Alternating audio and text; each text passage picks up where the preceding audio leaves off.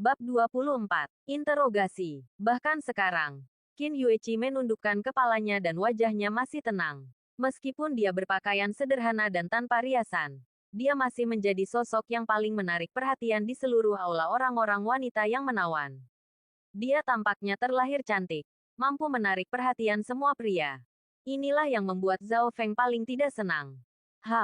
Biarkan kamu berpura-pura menjadi bangsawan. Ketika putramu yang berharga datang, mari kita lihat apakah kamu bisa terus bersikap begitu tenang. Memikirkan hal ini, Zhao Feng tidak bisa menahan senyum sinis di dalam hatinya, menantikan selanjutnya pemandangan. Mata Qin Yueqi tenang saat ini, duduk dengan tenang di aula, begitu anggun dan damai. Tetapi tangannya dengan erat mengepal sudut pakaiannya masih mengungkapkan kegelisahan di hatinya, mengkhawatirkan Qin Chen. Mengapa Cener begitu bodoh karena menyinggung ahli pemurnian senjata di Istana Senjata? Meskipun Qin Yueqi tidak tahu apa yang terjadi secara spesifik, dia sangat mengenal Qin Yuanxiong. Jika tidak ada bukti lengkap, dia pasti tidak akan menyetujui permintaan para tetua dan membuat tindakan sebesar itu. Melihat Zhao Feng, Qin Fen, dan para tetua keluarga Qin yang tampak bersemangat dan marah, Qin Yueqi merasa sangat kedinginan oleh keluarga Qin. Benar-benar tidak perlu tinggal di keluarga ini lagi. Dan hatinya sedingin es. Pada saat ini, Zhao Feng langsung kesal setelah melihat tatapan acuh tak acuh Qin Yueqi. Qin Yueqi, kamu masih tidak tahu malu. Bajingan yang kamu lahirkan telah membawa bencana besar bagi keluarga Qin. Dan kamu sebenarnya acuh tak acuh. Jika kamu tahu bahwa binatang kecil ini dapat menyebabkan masalah seperti itu, kamu seharusnya merendamnya sampai mati di kandang babi. Tetua keluarga Qin yang terkenal itu mendengus dingin dan berkata dengan marah, di mana orang-orang dari Qin Chen tidak membawa binatang kecil itu kembali. Qin Yueqi mengangkat kepalanya dan menatap Zhao Feng dengan tenang. Dengan sedikit rasa dingin yang mengejek tiba-tiba muncul di sudut mulutnya. Dia menatap dingin ke banyak tetua yang hadir dan berkata dengan nada mengejek, anakku adalah binatang kecil. Jadi bukankah kalian semua binatang tua? Kamu, Zhao Feng dan banyak tetua gemetar karena marah. Qin Yueqi, kamu berani berbicara kepadaku seperti ini. Aku yang lebih tua. Kamu tidak punya rasa malu. Dia adalah paman ketiga Qin Yueqi, dan dapat dianggap sebagai anggota keluarga yang lebih tua, dengan status yang tinggi. Qin Yueqi menatapnya dengan dingin. Matanya yang indah tertutup kabut. Tetapi senyum keras kepala muncul di wajahnya, tanpa komitmen. Orang-orang di keluarga Qin ini tidak ingin melihat saya ketika mereka kembali. Dan sekarang mereka memarahi Cener dan masih ingin menghormatinya. Qin Yueqi telah sepenuhnya mengetahui keluarga Qin. Ketika lelaki tua itu melihat bahwa Qin Yueqi bahkan tidak melihatnya, wajahnya menjadi lebih marah dan dia meraung, Qin Yueqi, aku menanyakan sesuatu padamu. Pada saat ini, seorang pria parubaya di sebelah Qin Yuanxiong berkata, Paman ketiga, tenanglah. Saudara perempuan ketiga. Dia juga jika kamu mengkhawatirkan Qin Chen, jangan ganggu dia. Orang ini adalah ayah Qin Ying, saudara laki-laki kedua Qin Yueqi, Qin Yuanzi. Di seluruh keluarga Qin, kecuali lelaki tua Qin Batian, Qin Yuanzi adalah hanya satu-satunya yang masih peduli dengan keluarga Qin Yueqi. Jagalah. Apakah aku berdebat dengannya? Jika dia tidak kawin lari saat itu, keluarga Qin kita akan menjadi bahan tertawaan Gridki. Dada lelaki tua itu naik turun karena marah, meniup janggutnya dan menatap. Qin Yuanzi tersenyum pahit dan hendak mengatakan sesuatu yang lain ketika tiba-tiba. Klik, ada ledakan langkah kaki yang berantakan di luar pintu. Dan pintu ruang pertemuan tiba-tiba terbuka. Semua orang melihat ke atas dan melihat Qin Gang dan sekelompok penjaga masuk bersama seorang pria muda. Pemuda itu berjalan di antara banyak penjaga. Langkahnya mantap. Ekspresinya tenang. Alisnya penuh ketampanan. Dan sikapnya seolah-olah Qin Gang, yang mengawal mereka, adalah pengawalnya. Dengan ketenangan yang tak bisa dijelaskan. Di belakang Qin Chen, Qin Ying juga berjalan di belakang penjaga. Tersenyum pahit pada Qin Yuanzi dan menggelengkan kepalanya. Qin Yuanzi menghela nafas. Dia meminta putrinya untuk menjaga pintu hanya untuk menjauhkan Qin Chen dari pusat perhatian. Melihat Qin Yuanxiong, Qin Yuanzi tidak tahu apa yang dia rasakan di dalam hatinya. Jika saudara perempuan ketiga tidak pergi secara pribadi pada saat itu, tetapi menikah di istana. Status paman negara akan memungkinkan saudara laki-laki tertua untuk mengambil langkah lebih jauh di istana, diberikan gelar adipati, dan mendirikan klan. Belakangan, ekspektasi ini menjadi sia-sia ketika Qin Yueqi membawa kembali Qin Chen. Selama bertahun-tahun, kakak laki-laki tertua selalu mengkhawatirkan masalah ini dan tidak pernah melepaskannya. Para tetua keluarga tidak puas dengan Qin Yueqi karena hal ini. Di ruang pertemuan, setelah Qin Chen masuk, dia melirik ke arah Qin Yueqi dan menemukan bahwa ibunya tidak terluka. Kemudian dia merasa lega, mengangkat kepalanya, dan melihat orang-orang di atas aula. Beberapa dari orang-orang ini akrab dengan Qin Chen, dan beberapa tidak asing baginya. Tetapi satu-satunya perasaan yang dirasakan Qin Chen adalah ketidakpedulian. Nampaknya ruang pertemuan keluarga Qin bukanlah tempat berdiskusi keluarga, melainkan ruang penyiksaan. Ruang penyiksaan tempat para tahanan diinterogasi. Qin Chen, mengapa kamu tidak berlutut ketika melihat tuan rumah? Seorang tetua berkata dengan marah ketika dia melihat ketenangan Qin Chen. Qin Chen memandang ke pihak lain dengan ringan dan berkata, "Tuan, siapa tuan di sini?"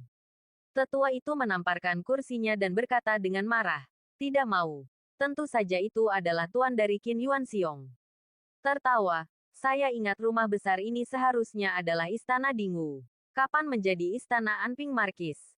Betapa beraninya." Tanda seru petik 2. Bahkan Qin Yuanxiong, yang duduk di kursi depan dan tetap acuh tak acuh, mengerutkan kening saat ini, dengan kilatan dingin di matanya.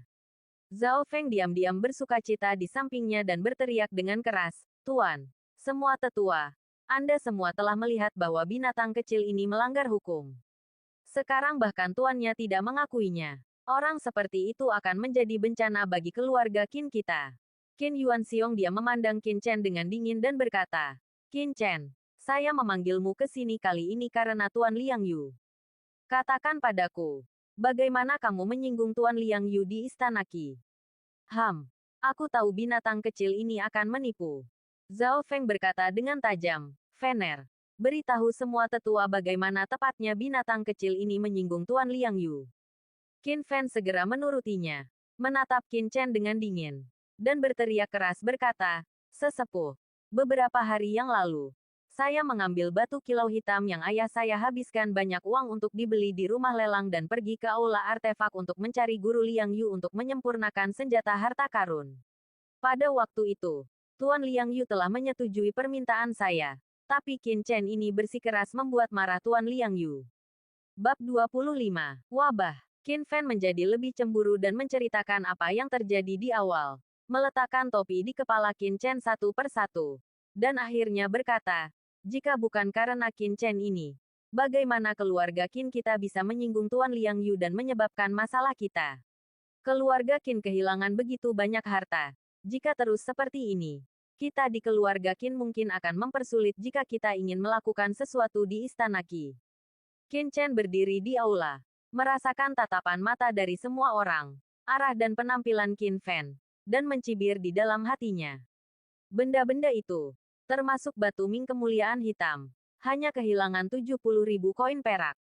Benda-benda itu hanyalah setetes air dalam ember untuk keluarga Qin. Tetapi benda-benda itu membuatnya seolah-olah mereka sendiri telah bangkrut. "Ini sangat konyol." Salah satu tetua berkata dengan dingin. Berkata, "Qin Chen, apakah ada hal lain yang ingin Anda katakan?" Pria ini adalah tetua kedua dari keluarga Qin dan dapat dianggap sebagai paman Qin Yuanxiong. Jika ibu Qin Chen bisa menjadi putri, dia akan bisa mendapatkan posisi resmi di istana. Tetapi sekarang karena tindakan Qin Yueqi, kawin lari, Xianfu ada di rumah, dan dia membenci mereka berdua. Qin Chen terlalu malas untuk mengatakan apapun dan berkata dengan tenang, "Saya tidak punya apa-apa untuk dikatakan." Binatang kecil. Sampai sekarang, kamu bahkan belum menunjukkan tanda-tanda pertobatan. Apakah kamu masih memiliki keluarga Qin di matamu? Seorang tetua berkata. Dia membanting meja dan berkata dengan marah kepada Qin Yuanxiong, "Tuan, saya mengusulkan untuk mengusir binatang kecil ini keluar dari rumah Qin agar tidak membawa lebih banyak kerugian pada keluarga Qin kami." "Tuan, saya setuju." Petik 2. Binatang kecil ini melanggar hukum. Jika kita tidak mengusirnya, Cepat atau lambat keluarga Qin kita akan menderita kerugian besar. Kamu adalah serigala bermata putih yang tidak dikenal. Teriak beberapa tetua dan pengurus keluarga Qin berturut-turut. Zhao Feng tersenyum sinis di dalam hatinya. Para tetua dan pengurus ini telah lama marah padanya.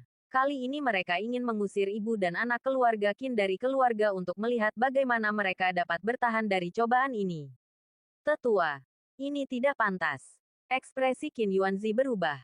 Dan dia berkata, mengusir keluarga adalah masalah besar. Setidaknya kita harus menunggu sampai orang tua itu kembali. Ditempatkan di perbatasan sekarang. Setelah bertarung dengan negara bagian Zhao, tidak mungkin dia kembali dalam 3-5 tahun. Itu benar. Kami melakukan hal-hal khusus. Qin Chen, seekor binatang kecil, dapat menyinggung Tuan Liang Yu di usia yang begitu muda. Saya mendengar bahwa dia bahkan membuat marah Pangeran Qi sebelumnya. Dalam 2 tahun, dia bahkan akan menyinggung Kaisar. Ada sampah seperti itu di keluarga Qin kami. Itu tidak bermoral dan merusak moral. Beberapa paman dan tetua Qin Yuanzi berteriak dengan dingin. Mereka cukup tua, dengan janggut abu-abu dan wajah keriput. Tetapi mereka menatap Qin Chen sedingin pisau. Penuh ketidakpedulian. Seolah-olah dia tidak sedang melihat anak dari keluarga Qin, tetapi musuh dari keluarga Qin. Qin Yuanzi tersenyum pahit di dalam hatinya. Memandang Qin Yuanxiong. Dan berkata, saudaraku. Qin Yuanxiong melambaikan tangannya, lalu menatap Qin Chen dengan dingin, dan berkata, Qin Chen, tidak ada aturan dan tidak ada persegi. Alasan mengapa keluarga Qin kita bisa berada di daki kebangkitan negara ini karena aturan keluarga yang ketat. Tetapi Anda adalah keponakan saya. Saya akan memberi Anda satu kesempatan terakhir untuk menjelaskannya. Tuan, mengapa apakah kamu ingin dia menjelaskannya? Semua faktanya ada di sana. Jadi kita bisa mengusirnya saja. Lagi pula, dia belum dinaturalisasi. Jadi dia bukan anggota keluarga Qin kita. Keluarga Qin saya telah memberinya makanan dan minuman gratis selama bertahun-tahun. Dan kami layak untuknya. Seorang tetua dan pelayan terkenal berkata satu demi satu ketika dia membuka mulutnya. Dia tidak menyangka bahwa kepala rumah akan meminta penjelasan dari binatang kecil ini. Apalagi yang bisa dia jelaskan. Melihat mata yang ingin memakannya, Qin Chen tersenyum acuh tak acuh. Karena kamu sangat ingin aku meninggalkan keluarga Qin, maka aku bisa pergi saja. Mengapa kamu perlu melakukan omong kosong ini? Apakah kamu benar-benar mengira aku langka? Qin debu, teriak Qin Yuanzi. Kecemasan muncul di matanya. Dan dia buru-buru menatap Qin Yueqi. Tapi dia melihat wajah keras kepala Qin Yueqi dengan ekspresi sedih. Menatap dengan dingin segala sesuatu di aula. Namun, Zhao Feng melompat seolah-olah dia telah menemukan pegangan, menunjuk ke arah Qin Chen, dan berkata dengan tajam, sesepuh, kalian semua telah mendengarnya. Lihat apa yang dikatakan binatang kecil ini, apakah dia masih memperhatikan keluarga Qin kita? Hahaha, kamu sudah mengatakannya sebelumnya. Karena aku bukan keluarga Qin, mengapa aku harus peduli dengan idemu? Qin Chen berkata sambil mencibir. Keluarga Qin. Bah, aku tidak pernah menjadi keturunan keluarga Qin. Saya tidak ingin menjadi anggota keluarga Qin. Jadi jangan memaksakan angan-angan Anda kepada saya. Petik 2. Kamu berani. Banyak tetua yang sangat marah hingga mereka hampir pingsan karena kata-kata Qin Chen. Dan wajah mereka menjadi pucat dan tubuh mereka menjadi marah. Apakah aku berani? Haha. Beraninya aku. Kalian semua adalah orang-orang terkenal di keluarga Qin. Beraninya aku begitu rendah hati di depanmu. Selama bertahun-tahun. Di keluarga Qin kalian. Dari atas ke bawah. Untuk lebih dari 10 tahun. Siapakah yang benar-benar memperlakukan kami, ibu dan anak, sebagai manusia? Ibuku adalah putri tertua dari keluarga Qin. Kalian sayangku. Lihatlah bagaimana kalian memperlakukannya selama bertahun-tahun. Jika orang luar menindasnya, lupakan saja. Tapi kalian juga menindasnya dan menindas yang lemah. Para wanita, jangan kamu merasa tersipu dan malu. Anggap saja kamu, Zhao Feng, selalu mempersulit ibuku. Beberapa hari yang lalu, aku terluka parah dan sekarat. Untuk memohon pil pemulihan untukku, ibuku berlutut di depan Zhaomu. Pintu Feng sepanjang malam. Tidak apa-apa. Oh, kamu sebenarnya memintanya untuk menyanjung Pangeran Qi. Pelacur itu Zhao Qirui. Apakah kamu tidak tahu kebajikannya? Dia seperti binatang buas. Dan dia benar-benar meminta ibuku untuk menemuinya. Kamu jelas-jelas mendorong ibuku ke dalam lubang api. Memekakkan telinga, seperti pedang. Penuh amarah. Menusuk tubuh semua orang dengan gemetar dan hati mereka terkejut. Ada keheningan di aula, kecuali Qin Yuanzi, yang baru saja kembali kemarin. Semua penatua dan diaken memiliki ekspresi yang sangat buruk di wajah mereka. Karena mereka tahu bahwa apa yang dikatakan Qin Chen adalah benar. Pil pemulihan hanyalah ramuan kelas 2. Tapi ibuku adalah wanita tertua dari keluarga Qin. Wanita tertua dari keluarga Qin. Dia adalah saudara perempuan kandungmu. Bibi kandung. Keponakan kandung. Keponakan kandung. Kerabat tersayangmu. Tapi kamu membiarkan dia mendapat masalah dengan segala cara. Seperti Zhao Feng. Bangsat. Apakah ada di antara kamu yang pernah menjaga kami? Apa yang kamu bicarakan tentang menjadi anggota keluarga Qin di sini? Sialan. Aku tidak dilahirkan dalam keluarga Qin. Jangan pernah berpikir untuk menggunakan aturan keluarga Qin untuk menghukumku. Di aula untuk waktu yang lama. Kata-katanya dan matanya yang penuh dengan niat membunuh mengejutkan hati semua orang dan membuat mereka tidak dapat berbicara untuk waktu yang lama. Kamu, lihat binatang kecil ini. Dia melanggar hukum. Benar-benar melanggar hukum. Teriak Zhao Feng, histeris, dengan mata yang sekejam ular berbisa. Saudaraku, apa yang terjadi? Qin Yuanzi memandang Qin Yuanxiong dan bertanya dengan tegas. Dia bertanggung jawab atas bisnis keluarga Qin di berbagai bagian daki dan seringkali jauh dari keluarga Qin. Kalau tidak, dia tidak akan mengetahuinya. Bab 26. Meninggalkan keluarga Qin. Saya sudah memarahi Zhao Feng tentang masalah ini. Memang benar istri saya melakukan kesalahan terhadap Pangeran Qi. Tetapi dia melakukannya demi keluarga Qin saya, kata Qin Yuanxiong dengan dingin. Mata Qin Yuanzi terkejut. Dan dia ingin mengatakan sesuatu. Tetapi dia disela oleh Qin Yuanxiong, yang berkata dengan serius, saudara kedua, masalah ini telah berlalu. Yang kita diskusikan sekarang adalah pelanggaran Qin Chen terhadap Tuan Liang Yu. Qin kami keluarga. Saya harus memberikan penjelasan kepada Tuan Liang Yu. Penjelasan apa? Apakah Anda benar-benar ingin mengusir Qin Chen? Yuanzi, jangan bertindak karena emosi. Qin Yuanzi, ini bukan giliranmu untuk membuat keputusan tentang urusan keluarga Qin. Yuanxiong adalah kepala keluarga. Kamu harus memperbaiki identitasmu. Berkata dengan marah, Qin Yuanzi tiba-tiba merasakan rasa dingin dan rasa jijik yang tak dapat dijelaskan di hatinya ketika dia melihat para tetua yang marah dengan mata tajam dan pikiran yang sangat kejam. Dia memandang Qin Yuanxiong. Dia yakin Qin Yuanxiong akan membuat keputusan yang tepat. Di hadapan semua orang, Qin Yuanxiong memandang Qin Yueqi dengan tenang dan berkata tanpa emosi, kakak ketiga, bagaimana menurutmu? Senyuman sedih muncul di wajah Qin Yueqi dan berkata, mengapa kamu bertanya padaku? Kamu selalu bertindak tegas dan mengadakan pertemuan keluarga ini. Apakah Anda tidak punya ide apapun selama pertemuan itu?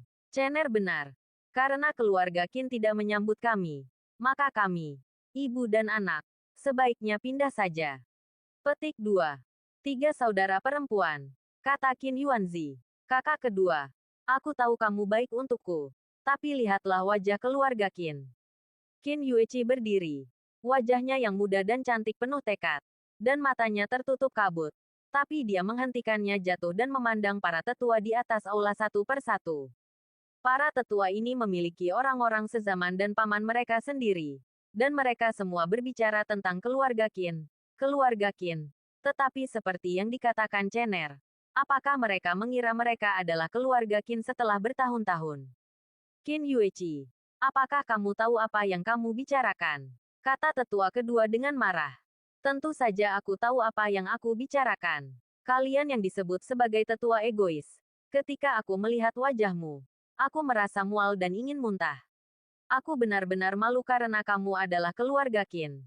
Petik 2. Tetua itu sangat marah hingga seluruh tubuhnya gemetar dan hampir pingsan. Dia menunjuk ke arah Qin Yueqi dan tidak bisa berkata-kata untuk waktu yang lama. Tidakkah kamu benci karena aku tidak menikahi yang mulia dan membiarkanmu menjadi kerabat kaisar? Apa yang telah kamu lakukan untuk keluarga Qin selama bertahun-tahun? Seluruh keluarga Qin tidak ditaklukkan oleh ayahku. Dia melewatinya hidup dan mati di luar. Dan bagaimana denganmu? Qin Yueqi mengertakkan gigi dan berusaha untuk tidak menitikkan air mata. Matanya dipenuhi dengan kesedihan dan kemarahan. Aku malu padamu karena ingin mengandalkan seorang wanita untuk mencapai posisi itu. Banyak. Tetua yang sangat marah dengan apa yang dikatakan Qin Yueqi. Gemetar. Tetua kedua berkata dengan marah. Kalau begitu, kamu tidak tinggal di keluarga Qin selama ini. Dan keluarga Qin kami telah membesarkanmu selama bertahun-tahun. Tanpa keluarga Qin, bagaimana ibu dan anakmu bisa bertahan? Mereka semua berkulit putih serigala bermata. Qin Yueqi tersenyum sedih. Dia tersenyum sedih dan berkata, rumah Pangeran Dingu ini adalah rumah ayahku. Apa hubungannya denganmu? Ini tidak ada hubungannya denganmu. Apa yang telah kami, ibu dan anak, dapat hidupi selama bertahun-tahun, yang belum saya peroleh sendiri. Kontribusi apa yang telah Anda berikan? Pada titik ini, Qin Yueqi tiba-tiba mengangkat kepalanya dan menatap Qin Yuanxiong, yang berada duduk paling tinggi. Dan kemudian pada Qin Chen, yang berdiri di sana, berkata dengan lembut, Cener, tidak ada tempat untuk kita di sini. Kita berdua harus pergi. Qin Chen mengangguk dan berkata dengan tegas, Bu, anakku tidak akan pernah membiarkanmu menderita sama sekali. Petik 2. Kakak ketiga, teriak Qin Yuanzi. Bahkan melihat ke arah Qin Yuanxiong. Pada saat yang sama, Qin Gang dan sekelompok penjaga juga berhenti di depan Qin Chen dan Qin Yueqi, mencegah mereka bergerak maju. Mata Qin Chen menjadi dingin. Binatang kecil. Anda telah menyinggung Tuan Liang Yu dan membawa keluarga Qin kami ke keadaan seperti itu. Apakah Anda hanya ingin melarikan diri? Zhao Feng berkata dengan suara galak, Tuan. Para tetua. Saya pikir lebih baik menangkap ini binatang kecil secara langsung. Bangun dan bawa ke Tuan Liang Yu. Qin Yueqi berbalik. Mengabaikan teriakan Zhao Feng. Dan menatap langsung ke arah Qin Yuanxiong. Qin Yuanxiong, apakah kamu masih ingin menjaga ibu dan anakku? Suara dingin terdengar, dan ketekunan di mata Qin Yueqi membuat semua orang gemetar. Mereka sudah bertahun-tahun tidak melihat mata dingin Qin Yueqi. Biarkan saja, mata Qin Yuanxiong dingin dan tanpa emosi. Dan dia akhirnya berkata perlahan. Tuan, Zhao Feng segera berteriak, aku bilang biarkan mereka pergi.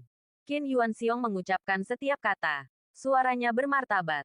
Dan dia berkata kepada seorang pramugara di sampingnya, pergi ke akuntan dan bayar mereka 500 koin perak. Amal apapun dari keluarga Qin. Ayo pergi. Aku tidak akan membiarkanmu menderita. Kata Qin Chen dingin.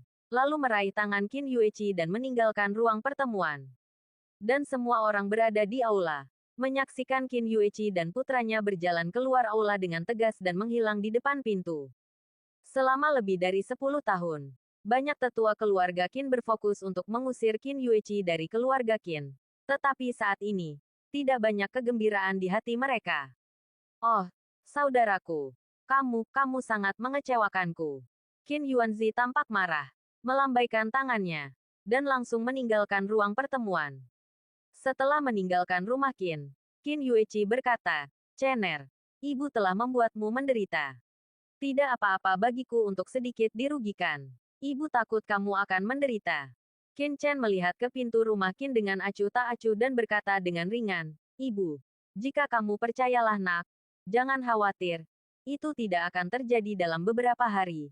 Anakku pasti akan membiarkanmu menjalani kehidupan yang baik.